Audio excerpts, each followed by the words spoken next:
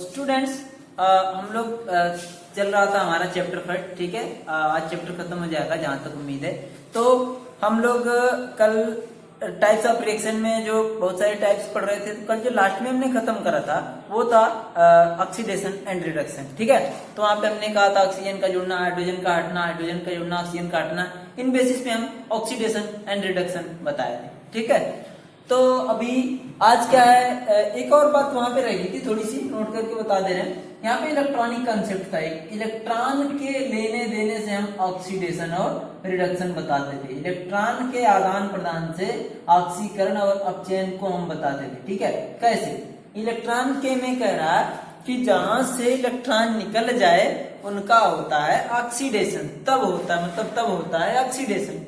और जिन किसी में इलेक्ट्रॉन जुड़ जाए या जो लोग इलेक्ट्रॉन एक्सेप्ट कर लें उनका होता है रिडक्शन, ठीक है। ये होता है हमारा इलेक्ट्रॉनिक कंसेप्ट। मतलब कि किसी भी एलिमेंट में से इलेक्ट्रॉन निकल गया, तो जब इलेक्ट्रॉन निकलेगा तो उसके ऊपर चार्ज कौन सा आएगा? Positive plus.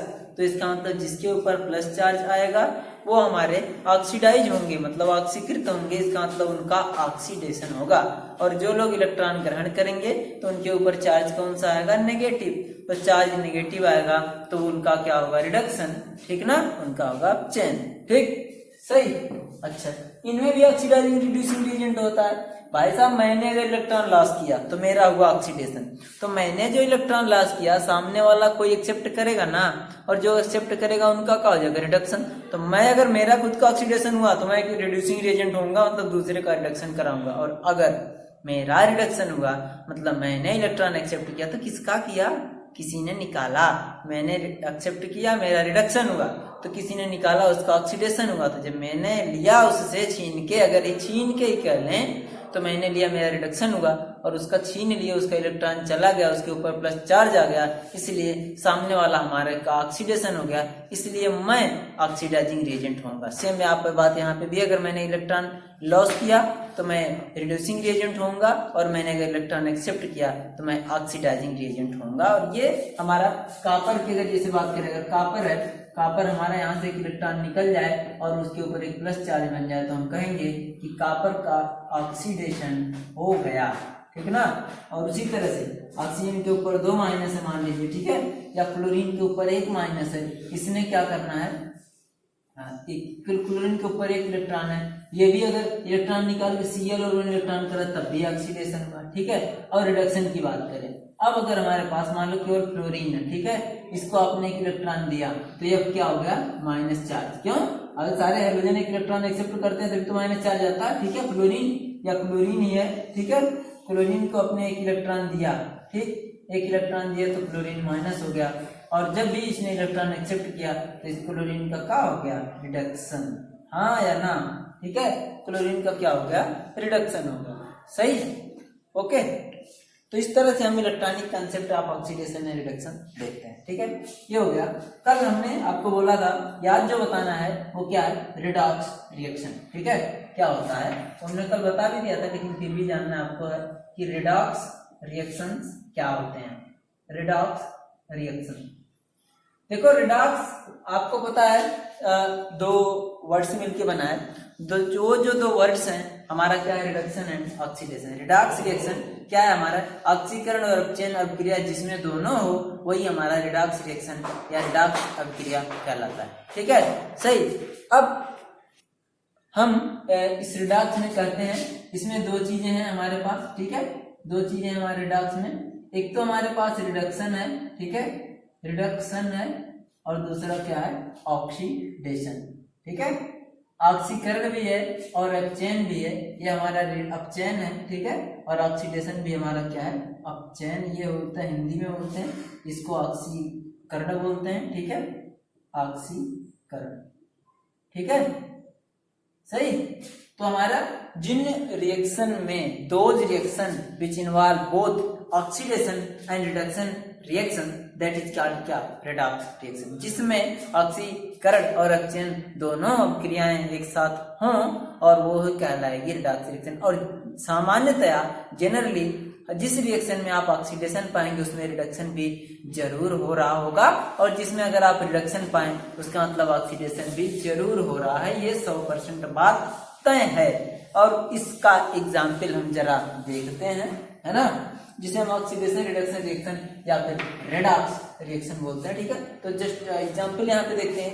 एग्जाम्पल की बात अगर करा कि Zn का रिएक्शन हम करा लें, यहाँ पे देख लेते हैं, थोड़ा मिटा देते हैं। Zn plus CuSO4, Zn state या जिंक है, ठीक है, कॉपर सल्फेट है ये हमारा, करा इसका रिएक्शन आपस में होता है तो जिंक सल्फेट बन जाता है और कॉपर हमारा अलग हो जाता है। आइए देखते हैं कि क्या है। यहाँ पे जिंक कुछ नहीं है, इसका मतलब 0, और जिंक सल्फेट में जिंक के ऊपर +2 चार्ज है, क्योंकि सल्फेट के ऊपर तो माइनस चार्ज है। इसमें 0 था और जब जिंक सल्फेट बना तो इसके ऊपर 2+ चार्ज आना पड़ा, और मैंने कहा कि जिसके ऊपर प्लस चार्ज आता है, जिसके ऊपर प्लस चार्ज आता है, इसका मतलब उसका इलेक्ट्रॉन जाता है, इसका मतलब उसका ऑक्सीडेशन हो जाता है। ठीक ना, तो इसका मतलब जिंक का क्या हुआ है, ऑक्सीडेशन। और यूं कह लें जिंक का ऑक्सीडेशन हुआ है। ठीक है, मैंने कहा जब कहीं अगर ऑक्सीडेशन पाया जाए तो इसका मतलब आप समझ जाए खुद से ही कि वहां पे रिडक्शन भी जरूर हो रहा होगा। वो कैसे कि अभी हमारे पास कॉपर था, मैंने कहा सल्फेट एक यूनिट होती है, इसके ऊपर 2 माइनस होता है, इनसे जुड़े होने वाला चीज के ऊपर उसका अपोजिट में प्लस उतना ही प्लस चार्ज होगा, उसका अपोजिट चार्ज वही होगा। तो यहाँ पे कॉपर 2+ था, लेकिन ऐसे जब कॉपर बना तो 0 हो गया, इसका मतलब कॉपर का क्या हो गया, रिडक्शन या अपचयन हो गया। और इस रिएक्शन को हम यूं कह सकते हैं कि ये एक रिडॉक्स अभिक्रिया है, यह एक रिडक्स रिएक्शन है, क्योंकि इसमें ऑक्सीडेशन और रिडक्शन दोनों अभिक्रियाएं या दोनों क्रियाएं, दोनों प्रक्रियाएं एक साथ हो रही हैं, जिस कारण से हम इसे रिडॉक्स रिएक्शन का नाम दे सकते हैं। ठीक, सही, अच्छा। इसको मैंने इसके फॉर्म में दिखाया, अगर मैं इस तरह से दिखा दूं तो आपको समझ आएगा अच्छे से कैसे। Zn प्लस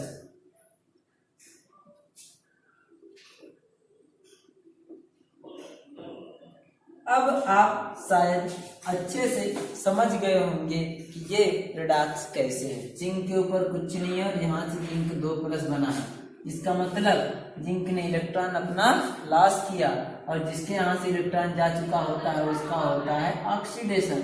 सेम बात जो पीछे बताई थी वही बात यहाँ पे भी है।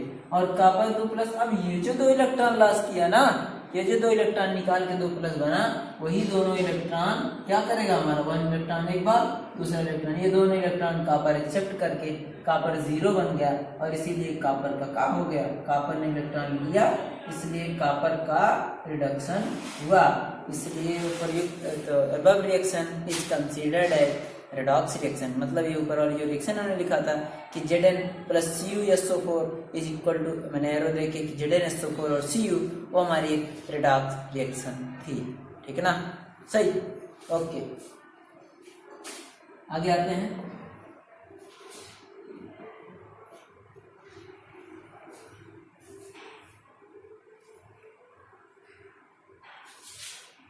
सही, इस तरह से बहुत सारे हमारे एग्जाम्पल हैं। ठीक है, इस तरह से और भी देख सकते हैं। करा 2AgNO3 का रिएक्शन हम करा दें जिंक के साथ, ठीक, तो बनेगा ZnNO3 ट्वाइस प्लस 2Ag। ये भी आपका क्या है, रिडॉक्स रिएक्शन है। यहाँ पे Ag 2+ है, जिंक 0, यहाँ पे जिंक 2+ आ गया और Ag 0 आ गया, सिल्वर।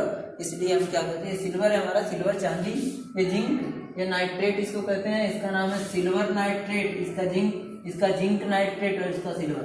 ठीक, तो ये भी एक रिडॉक्स रिएक्शन का टाइप है। ठीक है, सही। अब करा कि अगर आपस एक ऐसा दूसरे टाइप का रिएक्शन हम दिखाते हैं आपको रिडॉक्स का। ठीक है, थोड़ा इंपॉर्टेंट है, थोड़ा जानना जरूरी है, इसलिए थोड़ा इसको बता दे रहे हैं। ठीक है,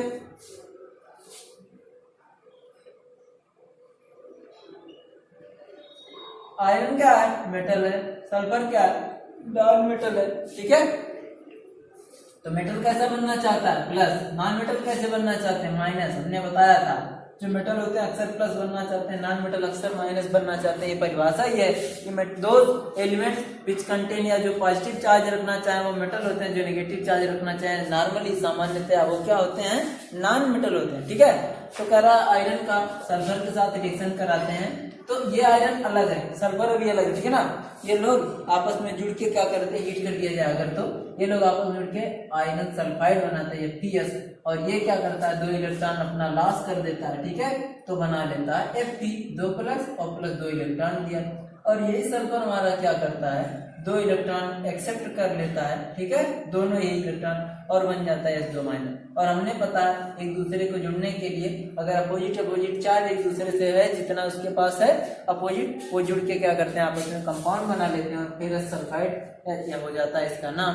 तो Fe अलग था 0 और H अलग था 0, यहाँ पे बना था P के ऊपर 2 प्लस और ऑक्सीजन के ऊपर, यही Fe ने जो 2 इलेक्ट्रॉन लॉस किया, सल्फर हमारा वही दोनों इलेक्ट्रॉन एक्सेप्ट करके H माइनस बन गया, इसलिए इनके आपस में कॉम्बिनेशन हो गए, आपस में जुड़ गए, आपस में बॉन्ड बना लिए, जिस कारण से हम कहते हैं कि यहाँ पे भी रिडक्शन हुआ, इससे Fe का ऑक्सीडेशन हुआ और इस सल्फर का रिडक्शन हुआ, ठीक है, ऑक्सीडेशन हुआ इसका और इसका रिडक्शन हुआ है, इसलिए ये रिएक्शन एक रिडॉक्स रिएक्शन कही जाएगी, ठीक है, ये रिएक्शन एक रिडॉक्स रिएक्शन कही जाएगी, ठीक है।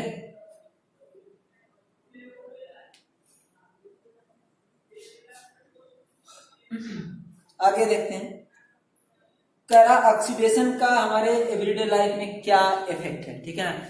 तो आयरन का ऑक्सीडेशन हम जानते हैं, आपके आपने हमारे पास जो आयरन होता है, जो लोहा होता है, उस पर हम बोलते हैं जंक लग गया, रस्ट लग रहा है, वही रस्ट या जंक क्या है, हमारा आयरन का ऑक्सीडेशन हो चुका होता है। जब इसे एयर और मॉइस्चर में रखते हैं, यही हमारा आयरन ऑक्सीडाइज होकर आयरन का ऑक्साइड बना लेता है। और जो जंक होता है, जो जंग होता है, जो मुर्चा हम बोल देते हैं जिसे भाषा में नॉर्मल, ठीक है, वही जंग क्या होता है, हमारा रस्ट ही क्या कहलाता है, आयरन का ऑक्साइड होता है। और ये हमारा बुरा, ये हमारे आयरन को क्या करता है, खराब करता है, आपको पता ही है, ठीक है। तो हमारे डेली लाइफ पर जैसे जब किसी भी आप लोहे के पुल देखें, कुछ दिनों बाद उसमें जंग लग चुका होता है, रस्ट लग चुका होता है, ठीक है।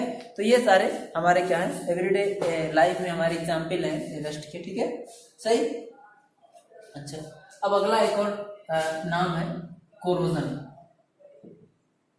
कोरोजन क्या होता है, ठीक है, CORROSION, कोरोजन। कोरोजन क्या होता है, जैसे मैंने कहा ना अभी ऑक्सीडाइज होने का, तो वही उनका ऑक्सीडाइज होकर धीरे धीरे वो खत्म होने लगते हैं, वो यूजलेस होने लगते हैं, जैसा उनका नेचर होता है वैसा ना होके वो खराब होने लगते हैं, उसे हम क्या बोलते हैं, कोरोजन, ठीक है। कह रहा जैसे हम क्या बोलते हैं कि कोई मेटल है, सिल्वर ही, चांदी मान लीजिए, कुछ दिन बाद वो काला काला कलर उसका हो जाता है खराब होकर, ठीक है। तो ये चीजें हैं, या फिर हम कहते हैं कोई चीज धीरे धीरे गल के खत्म हो गई, ऐसा बोलते हैं ना एग्जाम्पल नॉर्मल डे में, तो वो सारा चीज कोरोजन मतलब होता है कट के खत्म होना, क्षरण जिसे बोलते हैं हिंदी में, ठीक है, हिंदी में क्षरण बोलते हैं, तो वो खत्म हो जाने को ही क्या बोलते हैं, कोरोजन। वो एग्जाम्पल हमारे क्या है, यही ऑक्सीडेशन का ही यूं समझ रहे, ठीक है ना, सही।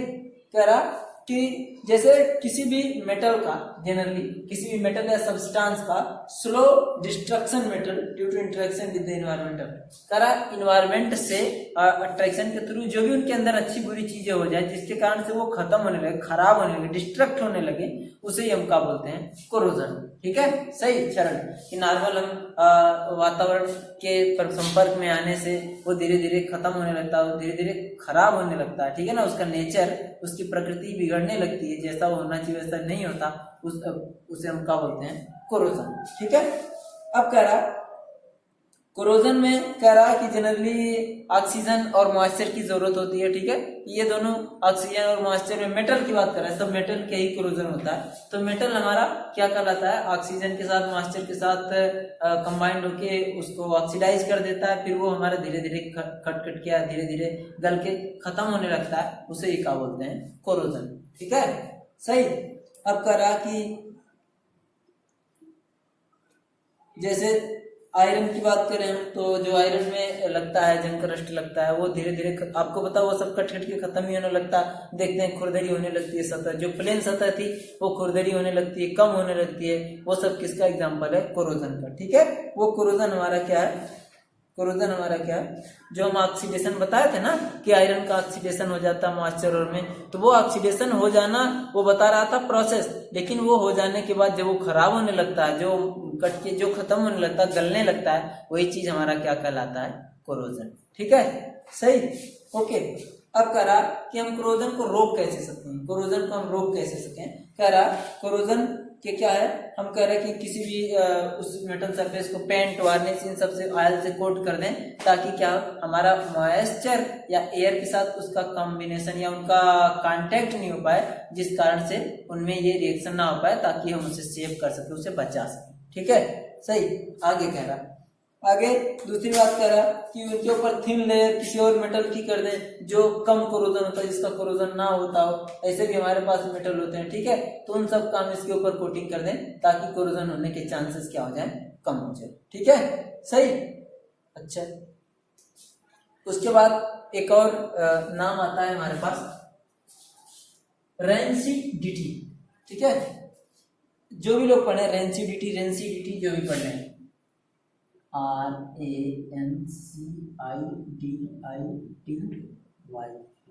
रेंसिडिटी। ठीक है, ये क्या होता है, RANCIDITY। ठीक है, इसका मतलब होता है कि जैसे हम कोई फूड सब्सटेंस या ऐसे सब्सटेंस जो हमारे लिए एडिबल हो, खाने की चीजें, या फिर ऑयली सब्सटेंस, उनके हम देखते हैं कुछ दिनों बाद क्या होता है, उनके नेचर में चेंज होने लगता है। तो हम कहते हैं कि वो खराब हो रहा है, अभी तो सर ये येलोइश था, अभी ब्लैक होने लगा, या यूं कहने से इसमें बुरी स्मेल आने लगी, अब तक तो ऐसा नहीं होता था। तो ये सारी चीजें रेंसिडिटी के अंतर्गत आती हैं, जिसे हम क्या बोल सकते हैं कि खराब होना ना, जिसे बोलते हैं सड़ गया है, बासी कोई चीज बहुत पुरानी हो गई हो ना, ठीक है, फफूंद वगैरह लग जाते हैं, ऐसी चीजें क्या है, रेंसिडिटी के अंतर्गत आती है। जैसे कह रहा कि जब हम आयल या फैट कंटेंट, ऐसा फूड मटेरियल जिनमें आयल या फैट होता है, वो सारी चीजें कुछ दिनों के बाद ऐसे रखे ही एक लॉन्ग टाइम तक अगर रखे रहे, वो धीरे धीरे खराब होना स्टार्ट हो जाती है, ढीके होना खराब स्टार्ट हो जाती है, और हमारे पास बैड अनप्लीजेंट स्मेल देती है, आपको ना बदबू देना, बुरा महकना होता है, महके लेकिन बुरा, ठीक है ना। तो वो क्या कहलाता है, उस तरह से उन चीजों को हम क्या कहते हैं, या फिर और ऐसा होने पे क्या बोलते हैं, हम बोलते हैं उसका टेस्ट, उसका नेचर चेंज हो जाता है। आपको पता है टेस्ट तो कोई करने नहीं जाना, ठीक है, उस चीज को हम क्या बोलते हैं, रेंसिडिटी। ठीक है, रेंसिडिटी बोलते हैं उसको। अब कह रहा कि रेंसिडिटी का कारण क्या है, what is cause of rancidity, rancidity का कारण क्या है। रेंसिडिटी का कारण है हमारे पास कि जैसे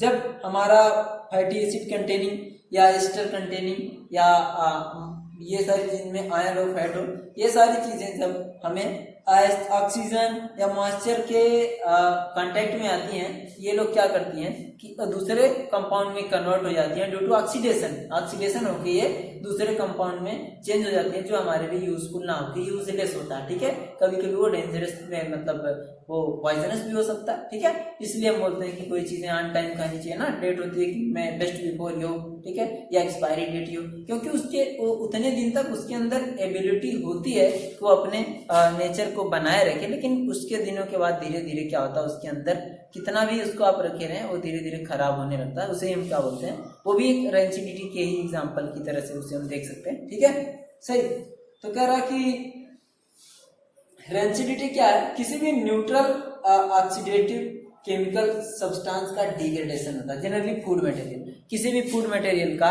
ऑक्सीडेटिव डिग्रेडेशन होने लगे, उसमें ऑक्सीडेशन वगैरह ऑक्सीडेशन रिएक्शन होकर क्या हो, उसका नेचर बिगड़ने लगे, उसे हम क्या बोलते हैं, वही हमारा क्या है, रेंसिडिटी का कारण है ऑक्सीडेशन। और वो ऑक्सीडेशन हमारा डिफरेंट वे से या डिफरेंट कंडीशन में हमारे रेंसिडिटी होती है। ठीक है, सही, अच्छा। अब कह रहा कि हम इस रेंसिडिटी को कैसे रोक सकते हैं। ठीक है, इस रेंसिडिटी को हम कैसे रोक सकते हैं। रेंसिडिटी को रोकने के लिए हम क्या करें, जो हमारे फूड मटेरियल है, पहली बात तो उनके लिए कह रहा कि उसमें कुछ एंटीऑक्सीडेंट डाल दें जो उसको ऑक्सीडाइज होने से रोके, तो क्योंकि जो खराब हो रहा है वो हमारा ऑक्सीडाइज होने से हो रहा, अब वो अगर उसे ऑक्सीडाइज नहीं होने देगा, ठीक है, तो हम क्या बोलेंगे कि वो हमारा रेंसिडिटी मतलब रेंसिडिटी को रोकने का हमारा एक जरिया हो सकता है कि उस सब्सटेंस के अंदर हम एंटीऑक्सीडेंट डाल दें ताकि वो उसको ऑक्सीडेशन होने से रोक दे, ताकि उसका ऑक्सीडेशन ना हो तो हमारा इसका जो नेचर है वो जैसा है वैसा ही पड़ा रहे, बदले ना। ठीक है, सही। दूसरी बात, जैसे एग्जांपल की अगर हम बात करें तो फैट वगैरह में बहुत सारी चीजें हम ऐड कर देते हैं जिससे बहुत दिन तक वो यूज में लाई जा सकती है। ठीक है, कह रहा बाई कीपिंग फूड मटेरियल। अच्छा, एक्चुअली ये रेंसिडिटी फूड मटेरियल के लिए ही है, ये जान लें, ये फूड मटेरियल के लिए इसका यूज किया जाता है जो इसका बिगड़ना बनना होता है। ठीक है, तो उसकी बात कर रहा है कि ये हमारे क्या करें, हम इसको कह रहा है कि फूड मटेरियल को हम एयर टाइट कंटेनर में बंद कर दें। ठीक है, ताकि वहां से एयर ना जा सके, मॉइस्चर ना जा सके। तो कैसे कंटेनर में रख दे ताकि वहां से क्या है, एयर ना जा सके, मॉइस्चर ना जा सके, और हम यूं कह दें तो उससे रेंसिडिटी होने से उसमें बचा सके। ठीक है, सही। तो कह रहा है कि the food material kept in are tight container will have limited exposure of oxygen, air and moisture, जहाँ पे हम ऑक्सीजन और मॉइस्चर ना जा सके। ठीक है, उसके अंदर, ताकि वो एक लिमिट में रहे, ताकि ज्यादा उसके साथ रिएक्शन करके उसका नेचर ना बिगाड़ सके। ठीक है, दूसरी बात आगे कह रहा है कि by packaging the food material under oxygen free and nitrogen atmosphere. इसीलिए आपको पता है रेंसिडिटी रोकने के लिए हम जो चिप्स कुरकुरे लाते हैं, हम बोलते हैं ना हवा भर के दे दिया 10 रुपए में, अरे हवा भर के ना दिया होता भाई साहब, उनने क्या होता है उसमें नाइट्रोजन भरा हुआ होता है। ठीक है, नाइट्रोजन जनरली इनर्ट होता है। ठीक है, जनरली वो रिएक्शन किसी से नहीं करता है, इनटू गैस करता जो भी कह सकते हैं। ठीक है, वो हमारे पास क्या है, उसमें नाइट्रोजन ही फिल हुई होती है, न कि ऑक्सीजन या हवा। ठीक है, वो हवा उसमें फिल नहीं, अगर हवा उसमें भरी हुई होगी तो पक्का हमारा जो चिप्स कुरकुरे हैं ये सारी चीजें खराब हो जाएंगी। ठीक है ना, सही। तो ध्यान दें, आपसे मत ये कहना कि उसमें हवा भर की बेचते हैं, उसमें नाइट्रोजन भर की बेचा हुआ होता है। तो वो भी सेम रेंसिडिटी रोकने के लिए ही वो यूज करा जाता है। ऐसा ये ना सोचें कि ठगने के लिए या पैसा कम करने के लिए उसमें भरा हुआ होता है। ठीक है, वो जितना देना उतना दिया, लेकिन जो एयर जैसा उसमें भरा हुआ होता है वो सारी चीज क्या होती है हमारे पास, वो रोकने के लिए होती है, ताकि रेंसिडिटी रोक सके। हमारा रेंसिडिटी रोकने के लिए वो करा गया होता है। ठीक है, बाकी आखिरी बात कह रहा कि by keeping the food low temperature and away from the light, करा उसको लाइट एक्सपोजर में ना रखें ताकि हमें लाइट मिले। और दूसरी बात करा उसे हम मतलब लो टेम्परेचर पे रखें, जैसे हम लोग फ्रिज में रख देते हैं, क्यों बहुत दिन तक पड़ा रहता है, पर उसके यहाँ क्या है, वो ऑक्सीडेटिव प्रोसेस जो है बहुत ही स्लो या फिर नहीं होने वाली होती है, ताकि हम एक दिन का 4 दिन तक 5 दिन तक रख के उसको यूज कर सकते हैं ना। ठीक है, तो उसे हम क्या करते हैं, या फ्रीजर में रखते हैं, या यूं कह सकते हैं यहाँ पे वेरी लो टेम्परेचर हो, वहां पर रख के हम फूड मटेरियल के अंदर क्या है, रेंसिडिटी को रोक सकते हैं। ठीक है, तो ये हमारा रहा रेंसिडिटी, उसके रोकने के उसका कारण क्या रहा, ठीक है, रीजन क्या रहा, और हमारे पास क्या उसको रोकने के उपाय क्या रहे, रोकथाम क्या रहा, ये सारी चीजें हमारे पास रही। तो आपका फर्स्ट चैप्टर थोड़ा लंबा चला, क्या चला, खत्म हो गया आज। ठीक है, तो आप लोग क्या करेंगे, पूरे चैप्टर को एक बार रिवाइज करें, फिर से देख लेंगे, कोई डाउट होगा उसको फिर से देख लेंगे। बाकी क्वेश्चन के लिए आप ट्राई करेंगे, आप चैप्टर के लास्ट में जो आपने क्वेश्चन दिए हुए हैं उन सारे क्वेश्चन को आप सॉल्व करने की कोशिश करेंगे, ना समझ में आएगा आपको सॉल्व कराया जाएगा वैसे भाई देव। ठीक है, सही। और कोई दिक्कत है, कोई डाउट अभी तक के, तो उसको बताएं ताकि फिर से आपको उसका डाउट आपको क्लियर करा जा सके। ठीक है, तो आप मैसेज करें, या फिर इनबॉक्स में, या फिर नॉर्मल जैसे भी मैसेज करें, आपको जवाब उसका मिल जाएगा। ठीक है, तो चैप्टर आपका खत्म हो गया, तो हमारी आपसे रिक्वेस्ट है कि आप पढ़ें, इसको रिवाइज करें, ताकि क्या हो, हम अगले चैप्टर के लिए बढ़ सकें। आपको सारी बात समझ आ जानी चाहिए, तभी अगले चैप्टर में बढ़ना हमारे लिए अच्छा होगा। ठीक है, ओके, तो चैप्टर खत्म, नेक्स्ट सेकंड चैप्टर स्टार्ट होगा। आज के लिए इतना ही, ओके, थैंक यू।